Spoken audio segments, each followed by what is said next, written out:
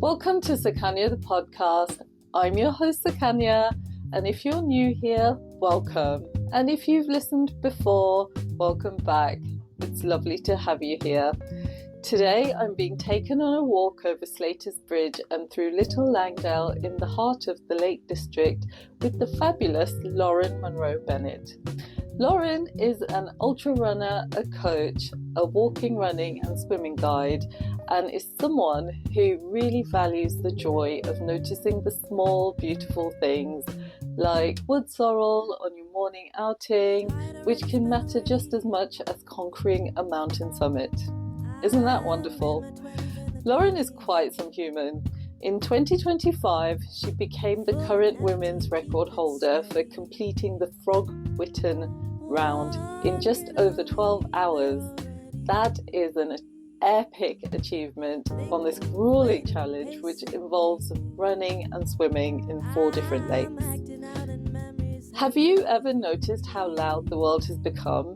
Not just the traffic, the notifications, the constant buzz of modern life, but also the noise in your own head, that relentless mental chatter that starts the moment you wake up and follows you through the day. Yeah, me too. So today's conversation is something I'm really excited to share with you because it really brings home something I think we've all forgotten in our rush to achieve more, do more, be more.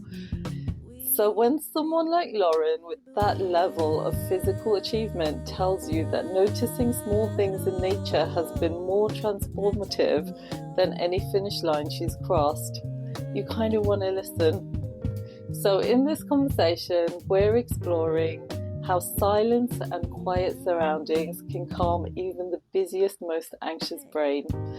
Practicing looking outwardly instead of getting locked in your own narrative. We're talking about phone boundaries, bedroom rules, grayscale mode, the dopamine hits that we're all chasing. What happens when your identity becomes so wrapped up in an achievement and performance? And why do you absolutely not need to go on epic adventures to feel the mental health benefits of nature? So on this day with Lauren, it's a fabulously sunny morning in August and we're basking in the sunshine, and we hilariously realised that we're also wearing the same colours, just the opposite way around. So that was really fun. This chat is about finding stillness while moving forward. So grab your headphones, maybe step outside if you can, and let's walk together. This is my conversation with Lauren Munroe-Bennett in Little Langdale. Let's walk!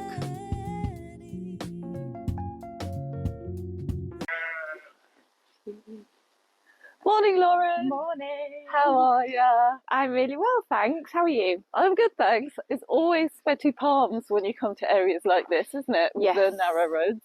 I'm always praying no one comes towards me. Yeah, me too. Even after living here for a few years, I'm just like, please don't meet anyone on the corner. Yeah, exactly. Just like, please don't be here. Then I count every passing place, place, and I'm like, okay, right, I've got to the next one. I do just that. need to get to the next one. I say it out loud so I remember where it is. Yes, so do I. It's good to know you do it as well. Yes. I'm already regretting putting a long sleeve top on. Yeah, the sun's come out, which is nice. It's okay. We'll take it off later. So how are things with you? Good, thanks. Yeah. It's been. It's 1st of August as well, by the way. I know, 1st of August. Can you believe it? Yeah. And we got the sunshine. Yeah, which is so It's been nice. pretty cloudy all week. Yeah. This is awesome. It's really lovely. Yeah. Yeah, I'm good. I can't really think of what I've been up to, but things have been busy, but good busy. Good busy. Yes. Yeah. Well, you're glowing. Oh, I mean, thank you would you. do when you live here. Yes. It's absolutely gorgeous. Hiya. There's so many sporty people around here. I'm pleased I wore my best sporting outfit. It's just stunning. I can't get over it. So where are we? We're in Little Langdale. And we're about to go to Slater's Bridge, which is like one of the popular tourist walks, I guess. Squeaky gate. And Little Langdale is at the bottom of Rhinos Pass, which is in Bleetham, which is one of like the famous roads. It's one of the old Roman roads. Oh, is it? Which is cool. Yeah. You know I drove up it, don't you? I'm so proud of myself. It's amazing. I mean, if I thought this was sweaty palms, like that was outrageous. Yeah, no, I think I'd rather cycle up it just because of the stress of like meeting another car on the pass. So because you've got those blind what do you call them? Blind corners. There's blind summits. Yes, that's it. Yeah, that was a nightmare, but really exhilarating and fun. Like an adrenaline rush. Yeah. Oh my goodness, Lauren, you've got this on your doorstep. Yeah, I know. I feel incredibly lucky. You just wake up to this every day. Yeah. I have noticed that I've lived here for like 3 years now, nearly, and I've noticed that the quiet definitely helps my brain. Like it's just like, I go to bed and it's quiet, and then I wake up and there's silence, and my brain's very busy, like super busy, like whirring all the time, constantly thinking. So just having that, like not having external noise, is so nice to just feel like more grounded and calm. I mean, house party at Lauren's. I'm not sure the neighbours will agree, but yes, I'm just always welcome to come round. A walking party. Yes. This is ace. Yeah. And I just love the fells. Like, for me, the mountains are just so important and just amazing, and just like the views are just fab. Yeah. Oh, well, thanks for inviting me on this walk. I can see how special it is to you. Yeah. Do you ever imagine being anywhere else? Yeah, it's a really good question. I feel like me and Drew have spoken about like where else we'd go. I think it's really hard because this is the most incredible place ever. Yeah. So it's really hard to then want to feel like leave. But then I also really like change in like hiya sheep, and I really like kind of being more curious and kind of like not getting stuck in one place type thing. So that is always in the back of my mind. Yeah. And we do have thoughts of like going to Scotland potentially in the future. Oh yeah. But I fully support a move to one of the islands. I'm more than happy to visit you. Yes. Yeah. And I agree. Like I've always tried to tick off places. Yeah. Never been quite brave enough to live somewhere quite so not connected. Yeah. But happy to visit. Cool. and I think it's definitely is a choice around the right. Obviously, it is amazing, and there's so many cool perks to living in the middle of nowhere. Yeah. But also, there's like, I guess, trade-offs around like, you know, access wise, like public transport and stuff. Yeah. So like, I do have to cycle to Ambleside to get the nearest bus and stuff. Yeah. But that's the tricky bit, isn't it? They have actually just put on a temporary bus service at the weekends to heat from Ambleside to here, which I'm going to try out this weekend. Are people using it? That's the key, isn't it? Hopefully they'll use it. If people don't use it, then it dies off. I know. So I'm gonna use it this weekend to test it and like be another person on that bus, because it's cool that it's there. Yeah. So. This is amazing. Oh my god! It's like what, less than 2 minutes from where we met. Yeah. Stunning. So this is the massive mountain in the background is Weatherlam, and Blake Rigg's the littler one. Okay. Ahead of it, and then the one with the cool rock face straight ahead of us there. Yeah. But to that's Great Cars, and there was like a famous plane crash on there years ago.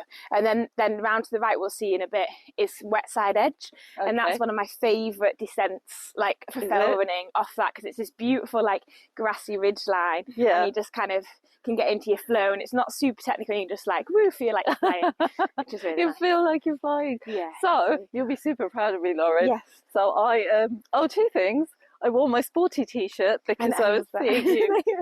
So we need to take a picture of me and you with my sporty t-shirt. That's my Keswick to Barrow. Amazing. And I did it with this t-shirt. I did it in 10 hours 49 minutes or something. That's incredible. So I was really proud of that. Wow. Because I've only just got into running in the last 2 years. Yeah. So I didn't run any of it. It was all walking. So I was super proud of that. That's amazing. Thank you. I feel like walking long distance is, I would say, actually harder than running, because it's just kind of, you just have to like keep that momentum going and have to get into the groove. So that's absolutely incredible. Thank you. Especially on the road.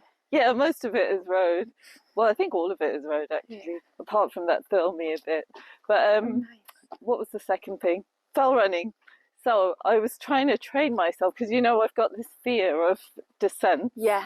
And interestingly, you might not be interested, but I'm obsessed with my physiology. Yes, I remember you saying, yeah. So I went to a physiotherapist. Okay.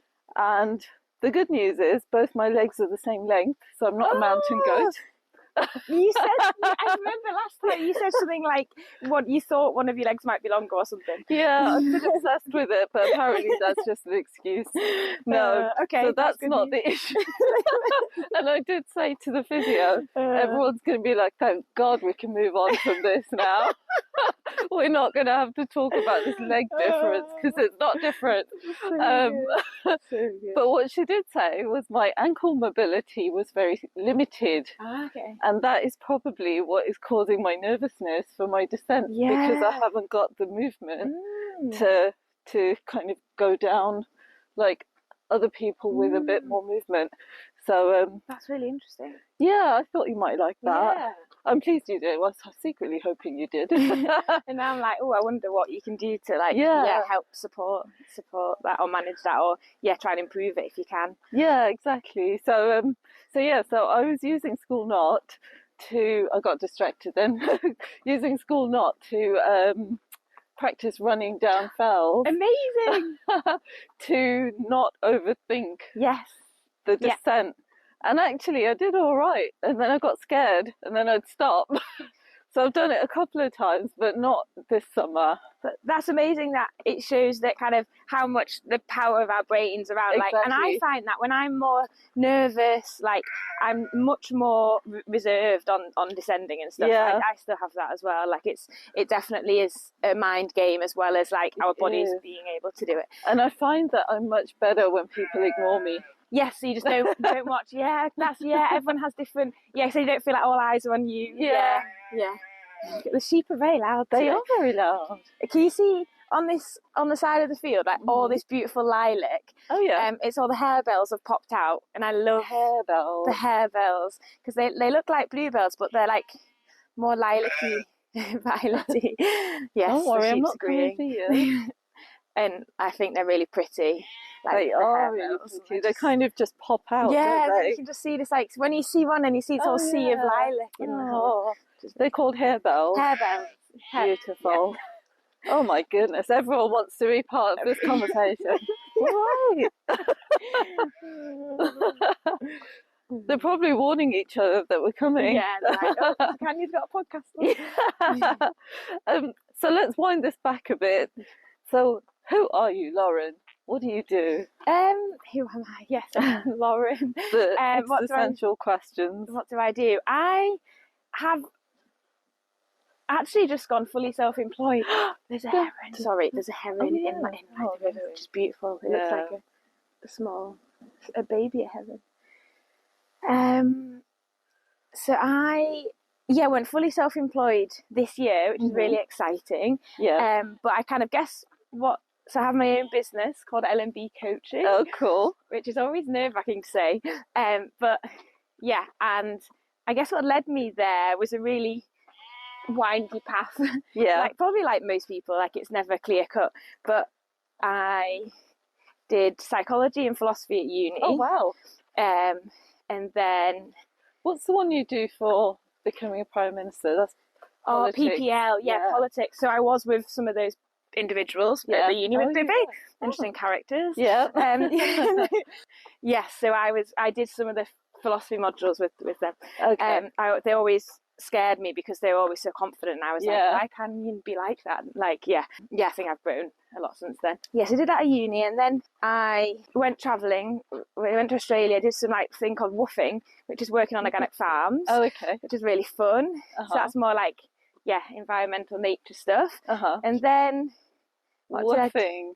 woofing. It's always a funny phrase. Yeah. And what was that? What did that involve? What did your day look like? So it was, I didn't get paid, but it was, I got to live, I did a few hours of work in the day and then got to live and got food like in the area where I was working. So I got to know lots of cool families and people who had like farms and stuff, which is really cool. I learned a lot about permaculture. What's permaculture? God, it's kind of like working with nature. Like the good bits of it is like working with nature, rather than against it. It's kind of working with nature's principles to like farming. So I guess it's you know, regenerative farming or positive stuff rather than it being overly, you know, using the land too much so it doesn't grow back again, obviously. And kind of like, you know, simple example about a river, if we make it straight, that'll cause more flooding, whereas if you let it naturally have its bends, then all these positives. But this is a very generalized, I'm not a specialist at it, but that's kind of my thoughts on that. Okay, cool. Sounds good. And so then, you did that in Australia. And then how long was that for? That was just under a year. And then I had a windy patch with my mental health when I got back, so I was just like, oh God, I think lots of things compounding, but so it took a few years to figure out what I wanted to do, and where my path was going. Really stressed about like what my purpose was in life, and like kind of like needing. How old were you at this time? About 21. Oh, okay. I think 21, 22. Yeah, and then that's when I really had to like work through that, and then that was a good few years of like ups and downs. But then, interestingly, did get a diagnosis of ADHD kind of towards the end of that, which made sense of things. But you've been quite candid on your socials, haven't you, about your mental health journey? Yeah, and I think not in like I try to not be in like a needing like labels and things like that, and I don't talk about it as much as I used to, because I feel like it's almost weirdly so in the past now that it's kind of like. It feels like I'm in a different stage of my life, but it definitely was a really hard few years, and I would not want, like, you know, anyone suffering like that it's a really hard place to be in. Really but it's hard to get yourself moving out of it. Yes, as well. It's so nice that I kind of put the work in to feel good now, and then like kind of got the right support in place and stuff, which is really great. Good. It took a while, but and I think talking about it as well helps process and heal, doesn't it? Definitely. And sharing it helps other people. So I thought that was really great that you were so candid with it. Yeah.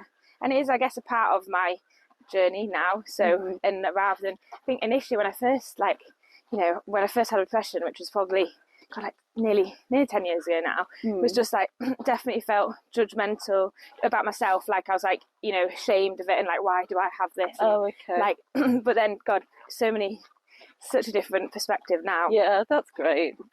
And so, you know, when you have these degrees that like psychology, did you feel a bit of pressure that actually I've studied this stuff, I should know what to do, and did that kind of make it worse? Yeah, I think like there's definitely a lot of people that kind of wanted to go into like clinical psychology and kind of go on that path of like knowing what to do, and then there was other people who were doing graduate programs and all that stuff, which I knew none of that was what I wanted to do, and then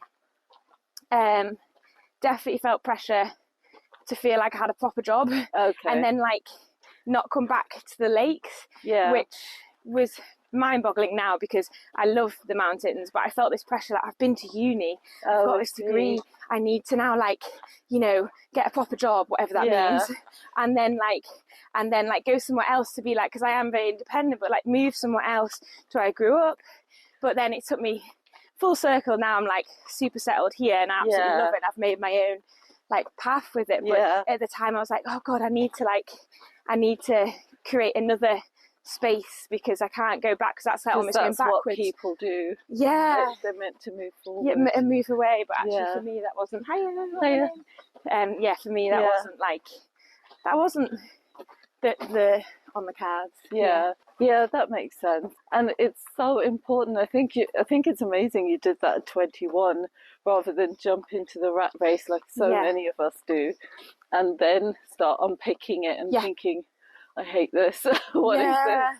what is my path? Exactly. It's so interesting because I feel like so many people have said that, and I really do feel like almost, even that my challenges in my early 20s, mid-20s were really tricky. Yeah. Actually, I am now, like, you know, I said I worried about what my purpose was. Yeah. I'm now like, I feel like I've been through my midlife crisis so early. Yeah. Like, and I've kind of really worked out what it is that I am motivated by, what I'm passionate about, because that stuff's really important for me to be able to do a job or to be able to like feel happy in life and stuff and connect with others.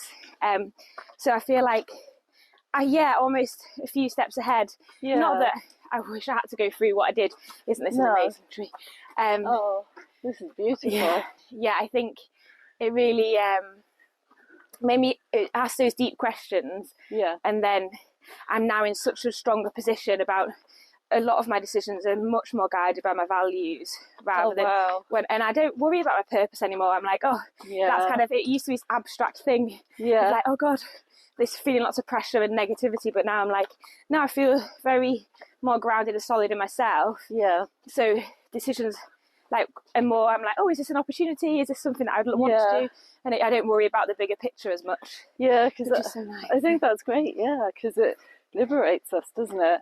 And also stops us from walking away from absolutely the right thing for us. Yeah.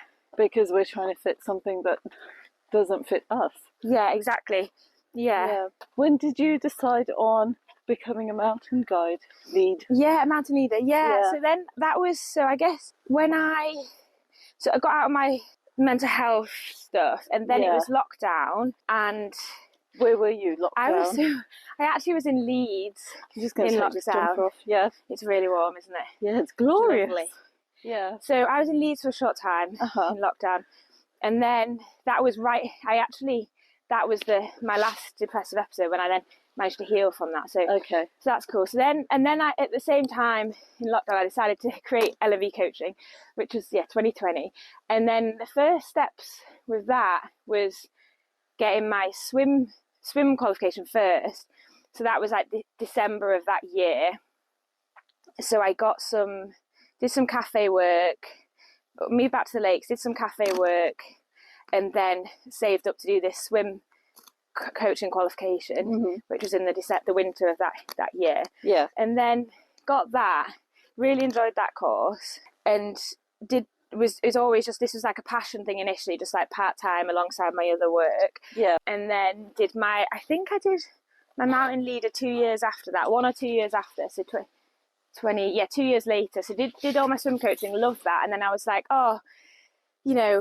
swimming was my first like sport, I guess. Okay. But then actually running is like my true passion, and walk and being out in hills. Yeah. So being able to combine like taking people for a walk and potentially a swim was something that would really excited me. So and I was like, if I get my mountain leader, then I could combine those things, and then I can do both. But it was a really challenging, it's a really, really challenging qualification, like in terms of you have to do like 40 quality mountain days in the fells. Right. What does quality look like? Yeah, exactly.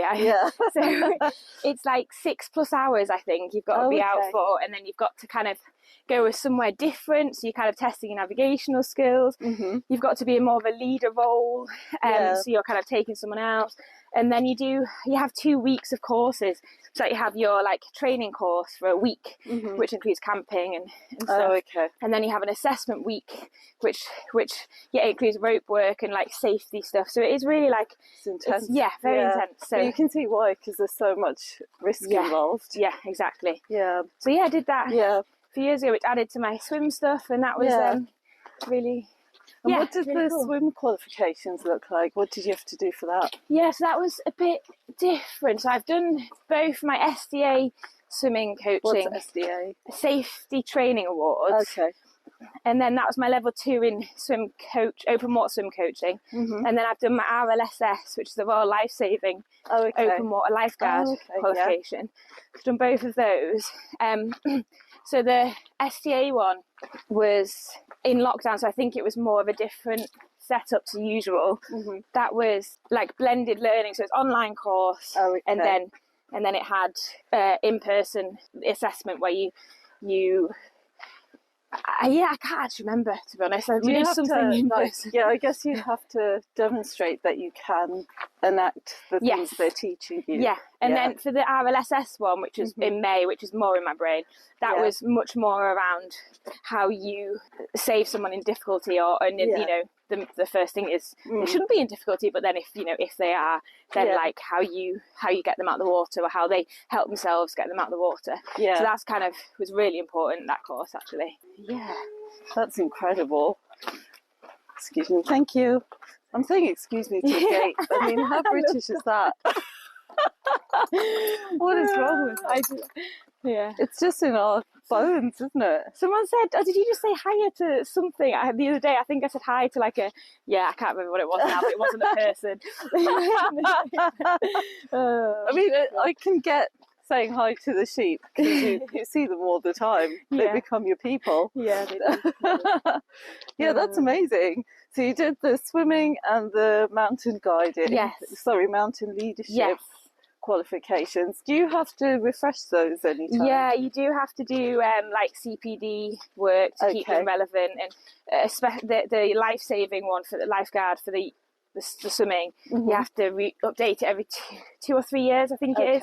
So they're really on it. I think it's 3. And then with the ML mountain leader work, you have to do CPD every year and show that you're kind of still using the skills and not losing them. Yeah. So, that makes sense. It's good to be, keep being safe. And then you have to do a first aid qualification, outdoor first aid, every 3 years. So I just did that refresher as well. So there's quite a lot of investment that goes into staying, which is really important. But then it means that you have to if you want to make it into a job, you have to find a way of making it work sustainably as well. It's difficult, isn't it? Because it's so great that you're so passionate about it, but everyone has to work. Yes. And everyone needs income. Yeah.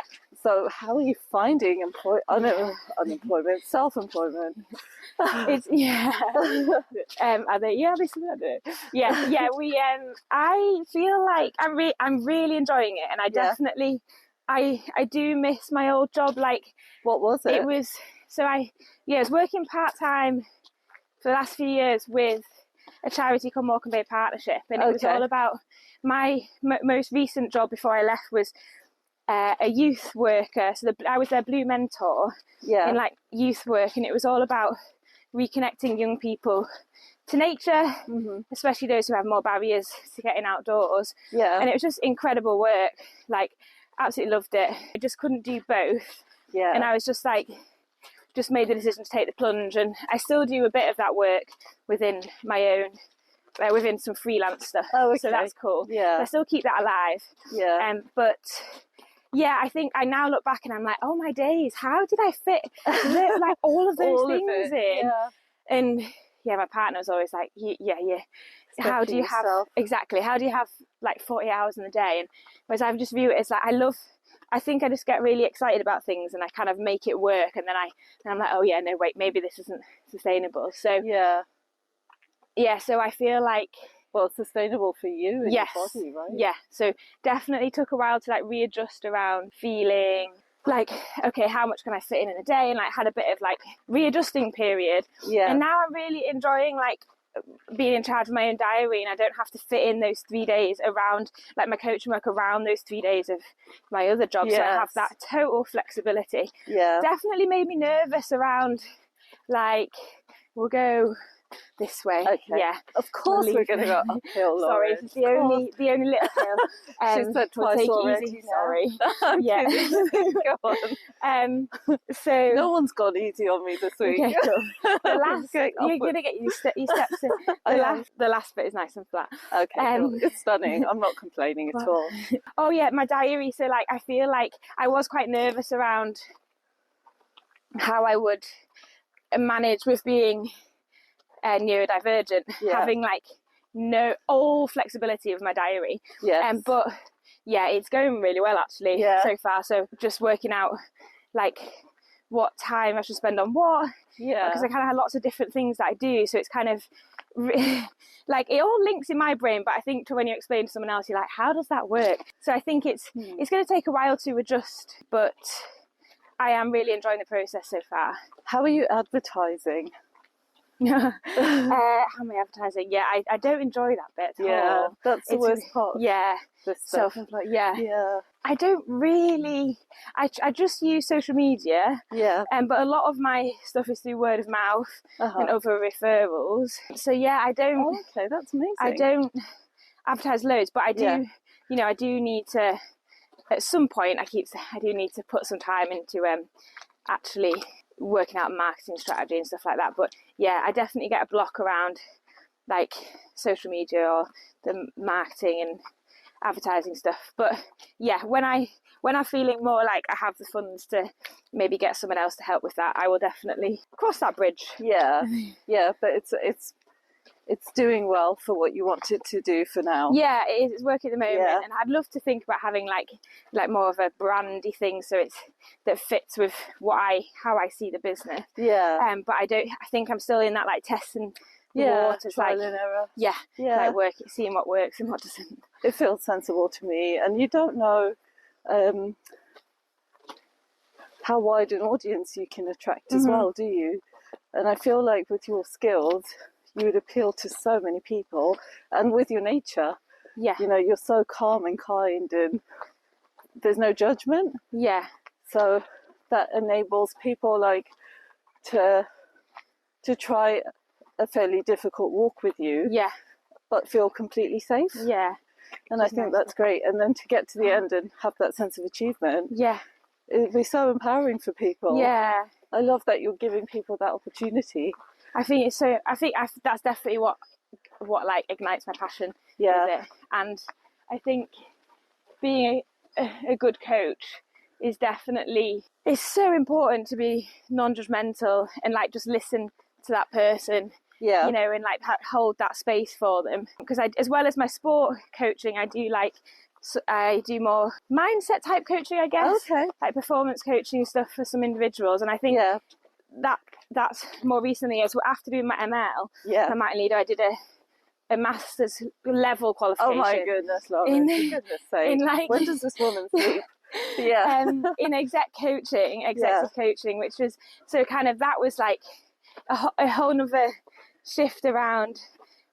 That's always been, I think, like you said, bringing in, so the coaching, bringing nature and outdoors into it, but also like how powerful our minds are around when we're feeling stuck in certain thoughts and things like that. And I think I try, my vision for my business is definitely trying bring in like the outdoors and using nature to support people's well-being. But I haven't quite put my finger on how that looks. They're all a bit separate at the moment, but I'm doing some events that they're definitely linked, but I haven't quite worked out that, but I'm sure that'll come with time. Oh, that sounds ace. I love that.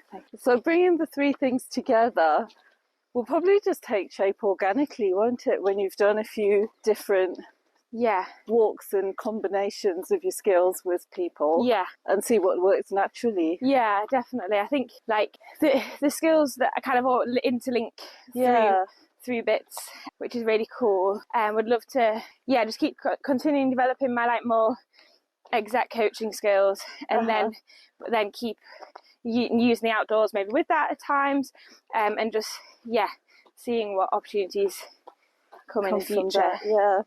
I love that. I think that's amazing.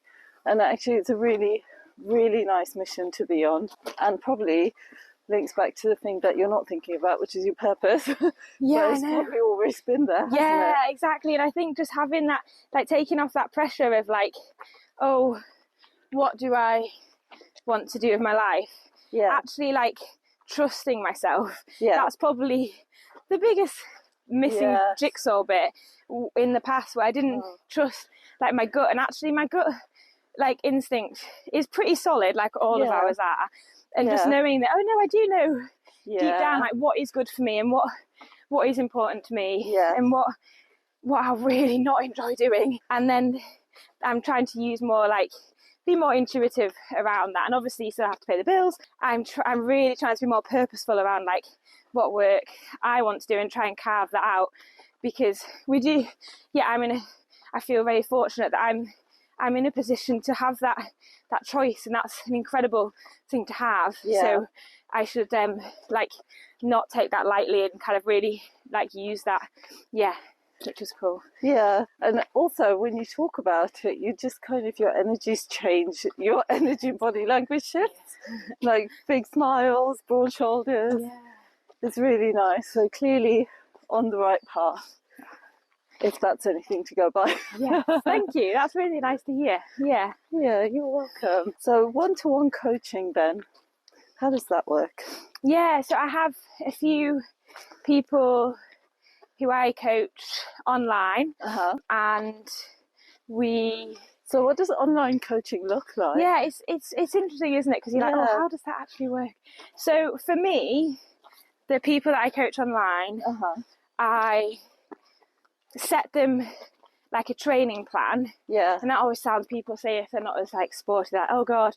But actually, people who I coach have a total different range of what their goals are. Okay. Some people it's more well-being focused, some people it's more a sporting goal in mind. So I set them a plan, and so do you focus on clients who want to achieve something sporting specifically, or could it be anyone? Yeah, I've got literally I've got people who someone wants to try their first triathlon. Oh, I've got a sprint type triathlon. Okay. I've got people who are doing trail half marathons. Oh, okay. Got someone doing a swim run. Who else? People who is doing multi-day cycle tours. Some of them are not events, some of them are more personal challenges. I've had a few more higher end athletes, more performance focused, but I tend to coach people who it's their first time in their or they have their personal goals, and it's that's why I love coaching kind of around the person getting the best out of for them, because it's and who are doing it out of their love for it, and they're pushing themselves. Yeah, because I think I'm not as stats or things are not as, it don't come as well to me my brain, whereas the more the psychological stuff is much more where my skills are. I kind of know that's my skill set, rather than if someone I want to run a 15-minute 5k, I'm probably not the right coach for them, if that makes sense. Yes, that does make sense. Because I was just thinking, when you were reading all that off, those all sound really scary to me. And I'd be really intimidated at the thought of doing any of those things. Yeah. So it's really nice to know that actually you're working with people who are at the beginning of that journey. Yeah, definitely, Yeah. I mean, obviously you're working with people on all parts of the journey, but for a novice, it's nice to know that there's someone out there like you who I could turn to, who will help me achieve that. I think it can be really intimidating and a scary place, especially if you've not grown up with a sport, or you don't know how the landscape looks. It's really it can be really scary coming into it. So I think I've definitely know my privileges with that, and then I'm I want to try and use that to support other people. I just thought actually what would be really nice with your business is to offer introduction to hiking or something like that, because there will be people who, I know people who live in the area who've never been up a fell. I love doing that stuff so much. That'd be so empowering as well. Yeah, you could do a once a month course or something. And build a community. Yeah, that is, and community is so important. You can have that one for free. Yeah, thank you. I'll put that up, make a note of that. I thank you later. Do you know what? When it takes off, because it will, I'll just come on one. I'm more than happy to be a paying customer and support your business. Thank you. So we've talked about, we were going to talk about events. So you've got some events coming up. Do I? Yeah, I do. So I know my diary. in August? So I'm doing a sketch and swim event. Sketch and swim? What? With Future Fixers. And so Karen is from Future Fixers. I used to be a director for them, and did one of their first like business startup programs as well. So kind of doing a collaboration event for them with them, and Karen's doing the sketchy bit and I'm going to do the guided swim bit. So I'm really looking forward to that. Yeah, that's in Langdale, starting at the village hall, and we're gonna go for a dip around there. So that'll be cool. And then we've got some creativity nature connection events in September, which is all about reconnecting with nature. Kind of, I think that's another thing. Like Rowan's actually spoken about this with some of his embodiment work around like we can be, what did he say? Kind of, we can be in nature, but we're not like with nature. So kind of like, I think nature connection is really important around like noticing it more rather than like, oh, we're going for a walk, and I'm guilty of this when I go for a run, like I'm just like whoosh, going for a run and I'm not really as present. Whereas like things like going for a walk and just like doing some activities to feel more part of nature can be really powerful. So I've got some events with Gemma Hardy, who's a nature connection researcher. So we're going to hopefully that sounds some good days in September with that, which would be great. So that sounds amazing. That's like the event side, but it's working out the balance of like how many events you put on in a year versus like the other stuff that I'm doing. So I'm not doing loads of events, but it's nice to have a few there, and I'm doing some, I'm excited to do in September. I'm going down to the Peak District with Black Trail Runners. And they've put on a taster, I think a peak skills training workshop weekend. So I'm doing the navigation aspect of that for them. So that'll be cool. So like kind of a bit of supporting their navigation around that when you're out on runs and things. So your network is actually quite national.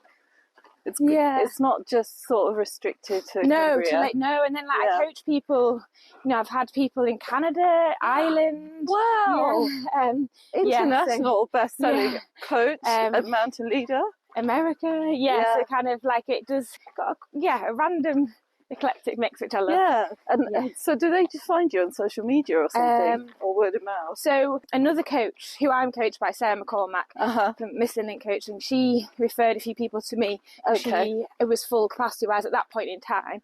So that was there. Sarah's Irish, and so that grew my Irish contingent, which is cool. But then I've had a few more reach out since then, which is cool. And then other people have just been reaching out through social media, website and things. Fabulous. Which is really cool. Yeah, that's amazing. I really enjoyed doing your navigation skills course. Oh, thank you. Yeah, I did.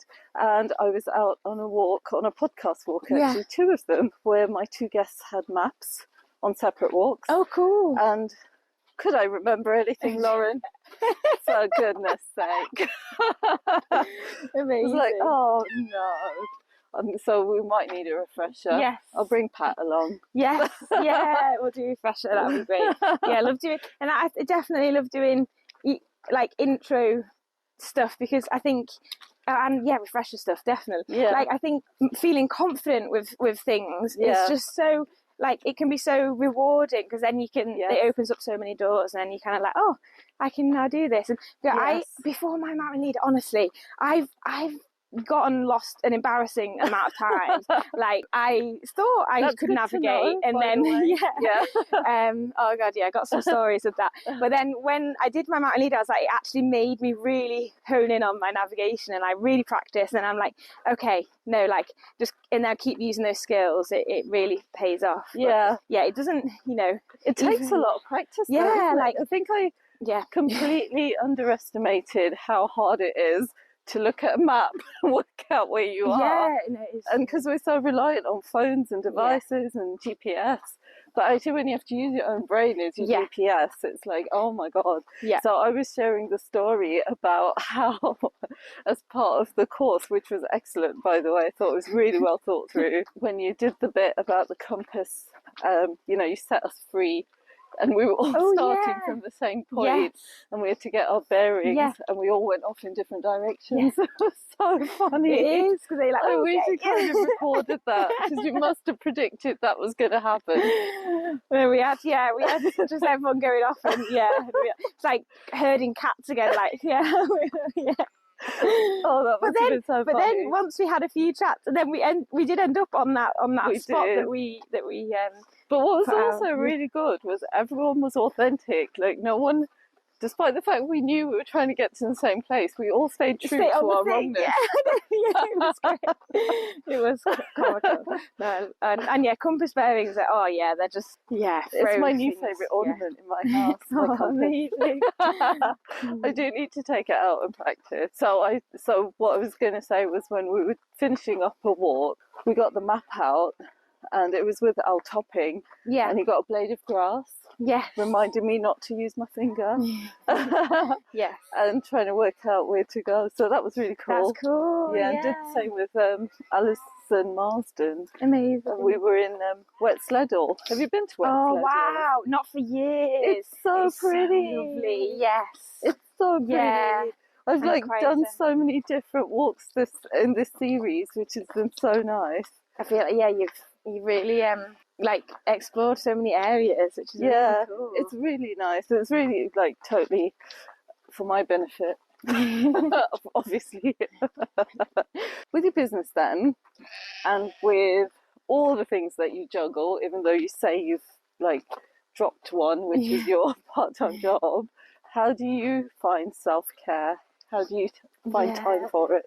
And what do you do? Well, I definitely, being out in nature is so integral, I think, for me in my looking after myself. Yeah. So that can look different depending on how much energy I've got, how busy I am. But definitely fell running is my one true love. Yeah. So and trying to get out in the fells, but that can be short or as long depending on what time I've got. Yeah. But then also I've got a spot where I go for a dip and just clear my head. But then also discovered and that's really good swimming, but not in a way of relying on any of these things exercise wise. Definitely just more clearing my head, because that can be a whole nother thing. And so I've got more passive hobbies, I guess. I've started bird watching, which I absolutely love. Even I love that for you. In the garden, I just get so excited about when I see another bird, and I've got my binoculars with me, because I just get I'm oh, what's that? And my memory isn't great, so I'll find that same with plants and stuff. I'll be oh, I found another bird I haven't seen before, for me. And then I remember last year I maybe saw it, but then at that time I'm always oh, it's something. But isn't that lovely? You get to experience that fresh joy. Yes, it is great. So I try and frame it in okay, my memory's really bad, but actually I get to re-experience discovering something new to me. That's so nice. Yeah, and then definitely seeing friends usually involves going for a run or something like that, and then just doing community. Being part of the community, I've definitely realised is really important for my well-being as well. But but feeling it's authentic rather than performative. Yeah, and that's I've definitely over the last few years really worked hard on. So that's part of your values. Yeah, definitely. Authenticity is always comes up in that top 3. I'll pretty much top 1 every time. Yeah. Yeah. So I think finding ARC and stuff. Finding that community was really. So that's Anti-Racist Cumbria. Yes, really powerful. So I think a mixture of nature stuff, but then also people have always I've always worked with people, and so I am social connection. But I also notice I definitely probably used to think I was an extrovert. Yeah, but I know now in the last few years, I need my own space to just process those things and just recalibrate, and then have my own alone time in the outside world for a little bit, and then I can I'm pretty much the same, to be honest. I have my lockdown weekends. Yeah. My hermit time. Yeah. People who know me really well will send me messages saying, are we being a hermit or are we socialising this weekend? Yeah. Because I really value that time to myself. I'm just one of these people who I have no problem with spending time by myself. Yeah. I just really enjoy it. Yeah, I think it's really important as well to get to know yourself. Yeah, definitely. Yeah, and then being okay with being on your own. I love it as well. I think actually that'd be really interesting, wouldn't it? Because I think from a coaching perspective, that there are people who will be busy for busyness' sake to not be on their own. Yeah. definitely. Yeah, and almost like flex that busyness thing of like, oh, I'm so busy, and I try to really like watch out for that. Like I'm saying I'm busy because I feel like, oh, that's like I'm wearing it as a badge of honour, because actually it's not what I want to be. That's not what I want to strive for, and that's not how it came across. So but from a self-care perspective, and then actually like knowing like you said about other people like spending time, can they spend time on their own or not? I think it can be a good barometer, and is that person avoiding something about how they're feeling? And I'm always curious about people stuff. So with your charity volunteering, what do you do? Who do you volunteer for? Because there's 2 places, aren't there? Yeah, I'm involved with a few different charities. So I do some stuff for Black Trail Runners. Okay. So support them getting more Black and brown people on the trails and feeling confident, and safe on the trails. Kind of support their work. And just pausing there. So, do you need different shoes if you're starting out trail running? Do you need to change your trainers? So technically you'd want trail shoes just to feel confident on like more slippier, more rough terrain. But if it was something like this that we're on now, like a track, you don't need, I think road shoes would be sufficient. But not at some point you would want to invest in a pair of trail shoes. So they're kind of like off-road shoes. Okay, please continue. And then I am an AT member for Trash Free Trails, who are all about Trash Free Trails. You're what member? A volunteer, they call them part of like the A team, I think. Oh, A team. Okay. Oh, cool. And and you have a band. I know. It's so funny.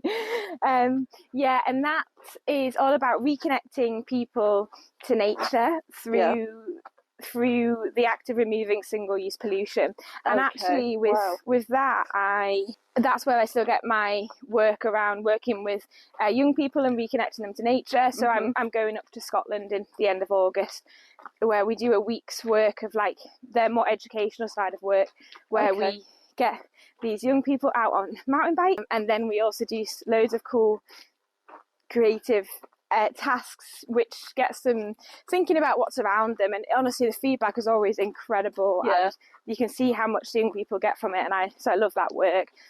So that is that's something. But I also that's paid work, but the volunteering side, we do some like trash cleans or trail cleans, where just basically collecting litter from the trails. And then I volunteer for Anti-Racist Cumbria, which is all about making Cumbria the first anti-racist county, which is an incredible vision. And it took me a few years to feel, I kept turning up to things. I was like, we'll be super anxious, and then be like, oh God, I don't know anyone, and then then it seems now a few years later I feel much more like settled in my own skin, and it's definitely about what was coming up for me as well. And just love being part of that community, and I've joined the choir, which honestly blows my mind that I'm part of a choir. That's but amazing. I'm really enjoying that, and Ella's amazing, the person who leads the choir, and all the members are just so encouraging there. Do you want to sing anything? Oh God, no, not without other people. Nope. One day you're gonna climb on a fell, and you're just gonna have this urge to belt out a song. Please record it when it happens. Oh God, I will. I'll send it to you. I think you'll never want me to sing ever again. And then I'm actually hopefully doing some facilitating work as well for ACT, which is very exciting. I think very busy lady. That's been like a very hiya dog. It's been amazing to join that community and kind of really unlearning a lot of things for me and relearning where my white privilege shows up, and like just different perspective shifts, and a very important journey, which I'm just so grateful that we have Anti-Racist Cumbria in this county. Agreed. I've learned a lot as well, and I keep learning, and I think it's so great to connect with so many people who are on different stages of their anti-racist journey. And we have a space that is so open to support and helping people understand, because it's not easy stuff. No, it's not. It's your whole personal ecosystem that's being challenged, actually. And that's really difficult. Once you open those doors and those lights, it's really difficult. And you can't, if you have a conscience, you can't then go back. No. And then things start like being, like, yeah, exactly. What's the word, like kind of jolted, and you're like, oh, okay, you really have to look inward. Like, you know, Claire always reminds me, hiya chickens. Like kind of, a lot of... We're getting all the little friends out today. No, it wasn't. Yeah, sorry. I was kind of around how you much... can't just walk away from it once you turn the lights on. And how much anti-racist work is that internal, like what's coming up for me, and like I definitely have to constantly check in with that and keep you know, it's just not in a, and again having that not in a white supremacy lens of being perfectionist, like being a perfectionist, because that he's like, oh, that's cropped up again, but like, okay, what's coming up, not holding yourself to that ridiculously high standard that's probably impossible anyway, but like having that compassion to be like, okay, no, like to be curious about what's coming up and like keep showing up in that state. So is there anything else you're hiding from me, Lauren? I realised I haven't mentioned the reason I did my master's level, ILM level 7, was in executive coaching, was to work for Renee McGregor, the sports dietitian. Amazing human. Author. And she's an author. Multi-author. Yeah, she came like 33rd female in the Lakeland 50 last weekend. So she's amazing human. And so she has a clinic. So hang on, she came 30 in the Lakeland 50. 33rd female and 15th vet 40, I think. Stop it. That's outrageous. She's in last year. That's it. Just okay. And she beat her time from last year by like 45 minutes. Wow. So oh my God. I thought you were going to say like 4 minutes, because that's still hard. I know, she did amazing. Whoa. She just smashed out the ballpark, which is great. Very cool to see. Yeah, so she has a whole team of people working for her, a team Renee McGregor, and that was why I got that qualification, was to then move my coaching, to use my psychology undergrad and then blend it with that qualification to then support individuals that kind of come to Renee for support. And the work I do is more around their mindset and helping raise awareness around where beliefs are coming up and shift their perspective. And it's with individuals who are struggling with either a dysfunctional relationship with food or exercise. Right. So, and how does that manifest? It can be lots of different ways. So kind of, I think generally with our society, like we're constantly told, you know, there's an obesity crisis and things like that. Yeah. And you kind of, and which obviously that's a whole other issue. Yeah. But for the majority of the population, we're constantly being bombarded with like move more and eat less. Yeah. But actually, for individuals who are already active, who maybe have more perfectionist tendencies, who are constantly striving, who need to feel like they need to prove themselves, who have low self-worth, for example, loads of these things can fall into the trap of like, exercising too much for what your body actually needs and then not eating enough, and lots of things fallouts can happen from that. But also a lot of people don't realise like actually how much energy is being used when we're exercising. And so Renee just has an amazing like sensible approach around how we really need to fuel our bodies, and you know how different stages of your life is affected by this, and you just need to look after your body rather than like push through and ignore that it's say an injury or and ignore X, Y or Z. So I kind of support individuals, and then more once they've been seen by Renee or a dietitian, I work alongside them to then support their helping grow awareness around maybe where those behaviours are coming from that aren't serving them, and then building a more healthy, sustainable approach to like returning to running or sport, but then like not using it as a crutch for like maybe coping mechanisms around what they're avoiding feeling. If that makes sense. Yeah, that sounds quite tough. Like, how do you protect yourself when you're done with the tough session? Yeah, it is intense work. So I always have like time before and afterwards to like decompress each call, reflect on it, and you know process it through that time, and then I have supervision. So talk about cases kind of through supervision, and that's clinical supervision as well. I also have my own counsellor who I still see, so kind of have another space to talk about it, or you know just things that are coming up. So kind of, and I think, you know, how old am I? 30 now. And like, I've built, so I feel like I'm so much more self-aware. I know that's always going to grow, but like, I'm so much more in tune with, it still takes me sometimes like, oh, what emotion am I actually feeling? But like much more in tune with what I need, and like I can then listen to that. Okay, I need to go for a dip, or I need to I need to kind of go out and just sit in the woodland by our house and just like breathe, to try and, rather than ignore those signs and either go a bit high energy and like not stop, get busy, like we said before, or like, or just like have a, you know, days where I'm like, oh, I'm so tired, you know, things too much. So I try and be much more on top of those signs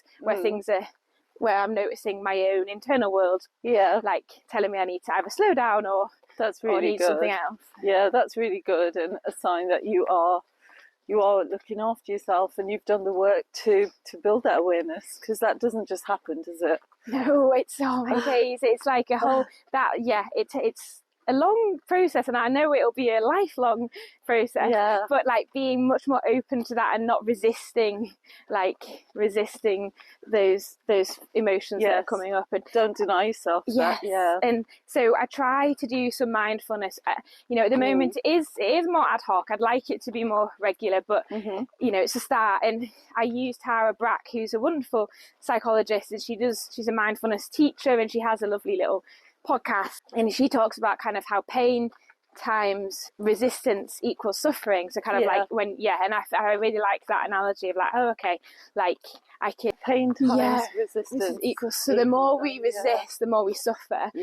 So kind of trying to allow those emotions pass through me, rather than, because I know I am with my neurodivergence, I feel things very intensely, kind of very high emotions, like ups or downs, and so kind of just like giving space for that and working through those emotions, and having some guided mindfulness just for like 10 minutes. I know when I do those, I do feel more like settled and grounded, but it is one thing that slips when, you know, either my routine goes out of whack or life gets a bit busy. But that is another way I try and look after myself if it's not as like habitual compared to like going for a run or something like that. But I try not to use going for a run to look after myself. I do it as like, because I enjoy it. So it's very intentional, isn't it? Massively, like, you know, I've been on a whole journey with exercise and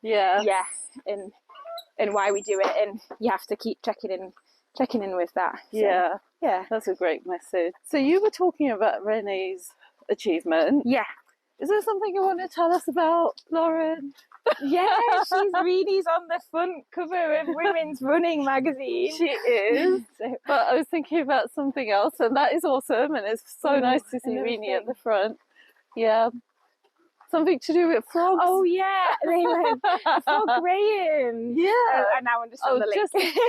Just that little thing that you achieved this year. Yes, it was amazing. Thank you. I mean, phenomenal. What is this, like top of the leaderboard? Number one female in the country. For the Frog Graham. Is it the Frog Graham? Frog Graham. It is Frog Graham. Such funny language. I know. So how was that? That was an adventure. Congratulations. Thank you. That was a really cool day out. And so the Frog Graham. A cool day out. I just went for a cool day out, and it came as the top number one fastest woman in the Frog Graham round. Amazing. It's a bit. I want a day out like that. It's a bit wild, isn't it? I know. It's fantastic. So it's like, it's such a weird thing, because I know it's so niche to the Lake District, like these challenges, but I think FKTs are kind of coming a bit more widespread now. But for anyone that doesn't know, fastest known time, so kind of that thing of like the Bob Graham and another rounds, things are being created like, I've got the fastest known time for this. But these kind of random rounds, like the Bob Graham, the Frog Graham, are so niche to the Lake District and Cumbria, and I guess anywhere where there's hills, to be fair, like Scotland and Wales. But I guess, should I say what it is? Because it's probably not. I mean, I still don't believe it. So tell me again. It's 40, just over 40 miles in total of then running and swimming. And then the running is like, I think just under 40 miles of running with 4,800 meters of elevation. Oh my and God. Then the swimming is like 2.5 miles of swimming in total. Okay. But they're like, the swims are like split up, so they're kind of different legs, but it's all continuous. And so within the 40 miles of running, there's swimming in between. Oh, okay. So kind of like I had about 4 different swims throughout it. And which legs were those? You start in Keswick, and then you swim in Bassenthwaite, Crummock Water, Buttermere, and then finally Derwent Water. And you need different swimwear for each one. Yes. Yeah. So because of biosecurity, unfortunately, there's invasive species. Oh, sorry, being found in. I just said sorry to yeah. You're in good company. Yeah. We look at this fungi on the wall there. That's cool. Oh yeah. Biosecurity. There's invasive species in Derwent Water and in Bassenthwaite, and unfortunately, it's been found in Crummock Water as well. Oh, okay. So Buttermere is the only clean lake. Oh gosh. So you kind of have to make sure you switch your kit so it's all clean and dry before getting into like a clean lake. So we made sure that was all good. So I had support crew with different kit and things like that. Yeah. Which is great. And it was just the most incredible day. Like, I've been through a lot of perspectives around sport for me, and started as a youngster it was competitive. Sport was competitive, and kind of Kate had to then work through I realised that my sport was achieving, and sport was my identity, and that wasn't good, because it was kind of like I had to, if I didn't do well, then like it's a big impact. Yeah, it meant that I didn't feel like a good enough person, and it had a huge impact. A lot of pressure. Yeah, so I all self-inflicted, and so and the environment I was in, and not feeling like good enough, low self-worth, and all of that jazz. So then this big goal that I had to do the Fog Graham, and yes, I would love to have got the record. It brought up I noticed it brought up those old beliefs around so I had to really be in check with those, and did have, in a much different position than I was years ago, and I'm okay, if I don't get the record, it's fine. I'm still a human who is loved, and blah blah blah. Yeah, exactly. And so I had all that support around me. So but it's just interesting how those old beliefs that kind of crop up in when you're like, I've worked through all of that, and then here it comes again. So it was an amazing day out, and we had just the best day. It was a hot day, which made it interesting. So I was just like, get me in that lake. Every run leg, I was like, get me in the water. But I had just the best support team. I had people running with me on each of the run legs. Yeah. And then we just had a wonderful day. Yeah. And it was really hard. I'm probably forgetting all the pain. Yeah. There was lots of pain and moans from me. But I finished in 12 hours and 8 minutes. Hang on, say that again. 12 hours and 8 minutes. What? Yeah, in that, all day thing. And that's phenomenal. And then haven't done anything too strenuous since then. No.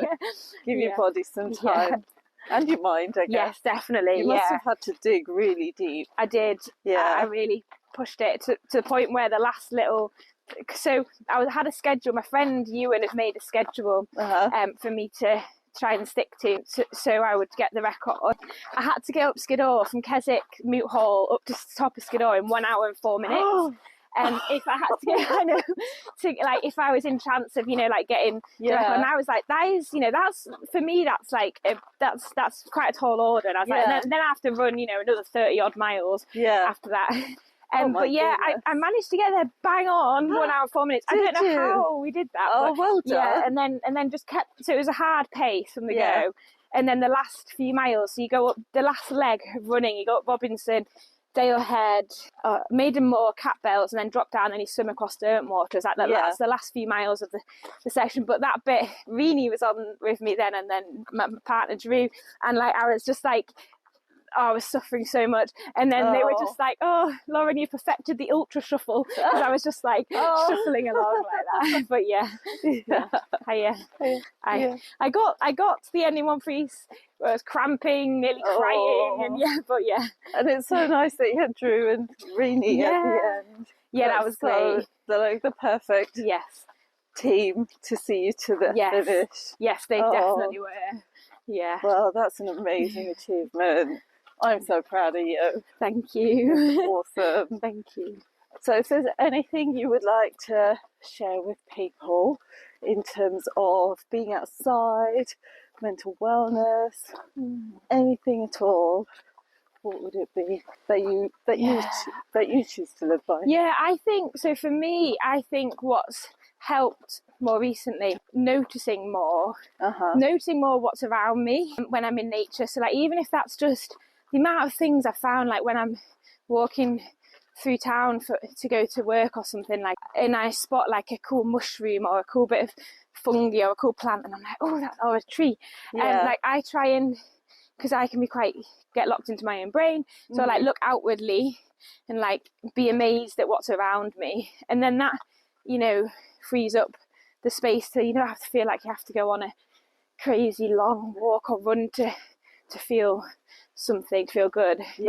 Like to me, the excitement I feel when I find wood sorrel is just, I get so excited, because you find this in like woodland, more wet, mossy woodland, and then you can eat it. So I'm like, and not that I should encourage anyone eating it, but it's just such a cool, and it's just like a pretty little like love heart shaped, almost like a clover. So noticing things, like when we see a red squirrel in the garden, I'm like, oh my god, there's a red squirrel. Or like notice it, like the birds. I'm just, rather than getting caught up in my own narrative, just having a bit of time where I'm like, okay, I'm just gonna not be on my phone, because I notice when I'm on that too much, like, and just try and be open to what's around me in nature. And I think you're right, like the whole phone thing is such a drain. It's a brain drain. Yeah, it is. And I notice as well that I just feel exhausted.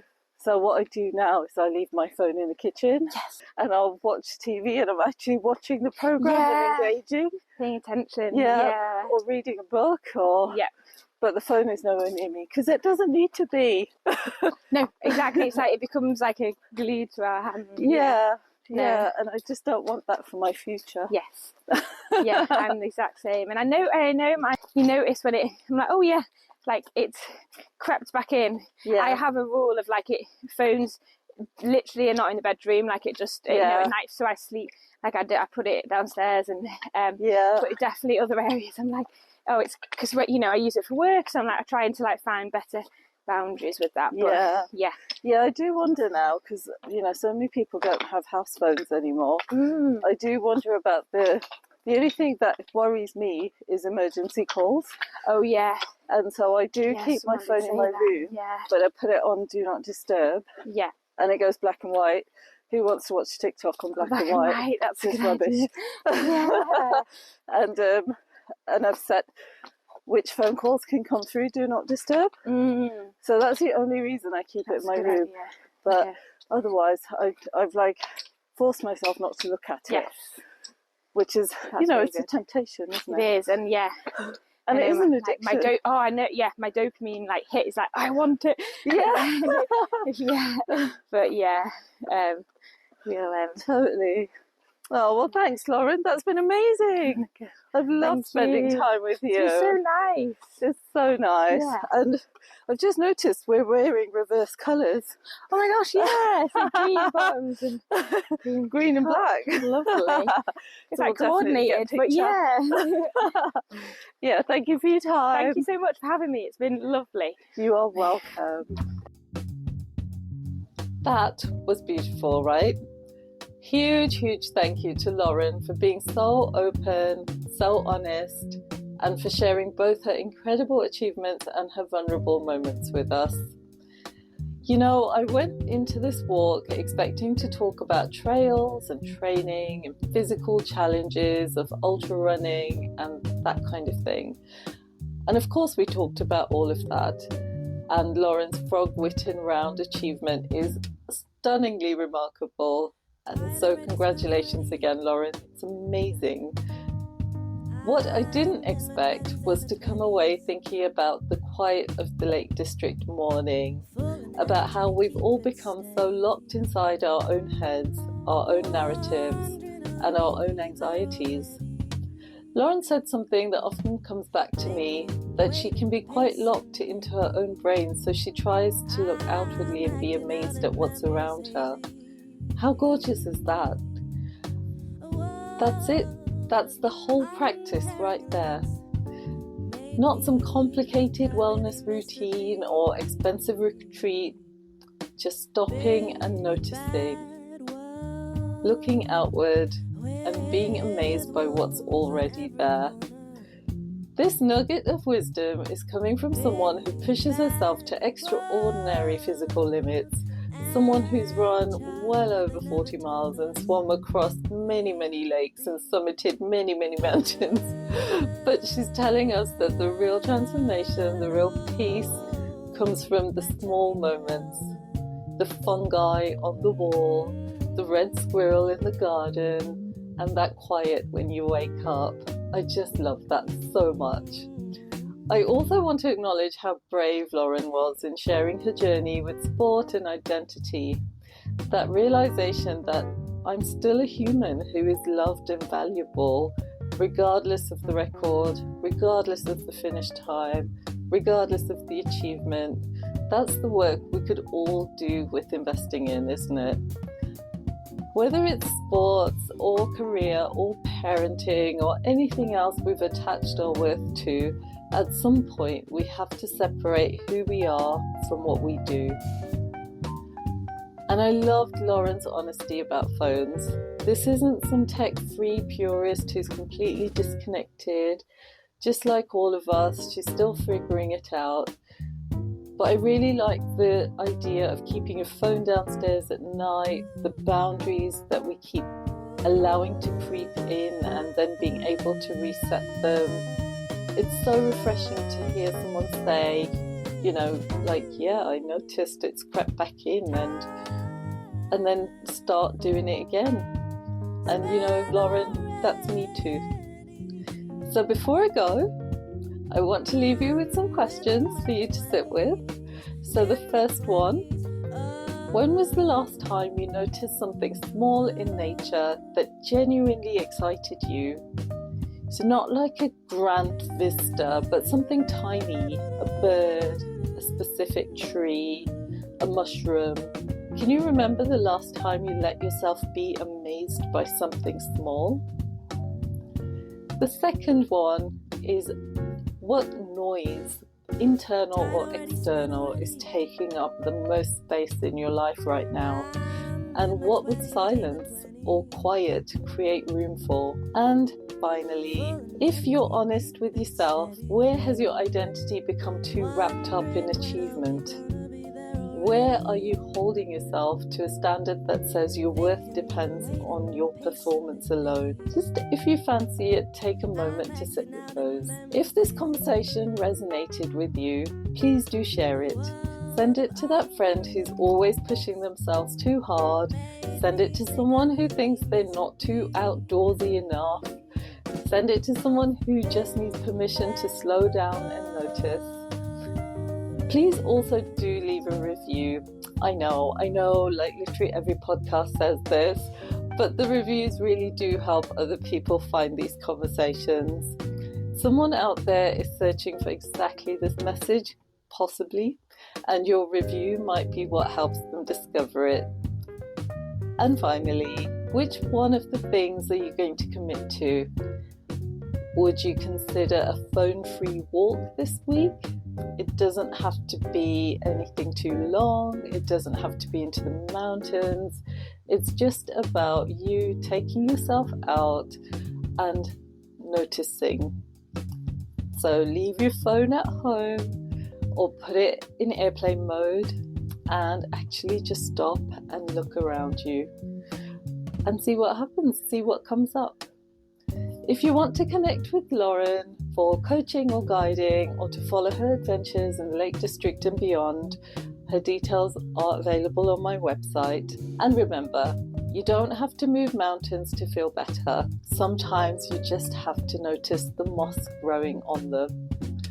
I'm Sukanya, and this has been Sukanya the podcast, and I'll see you next time. Until then, keep walking, keep moving, and keep noticing those small glimmers of nature that bring so much joy.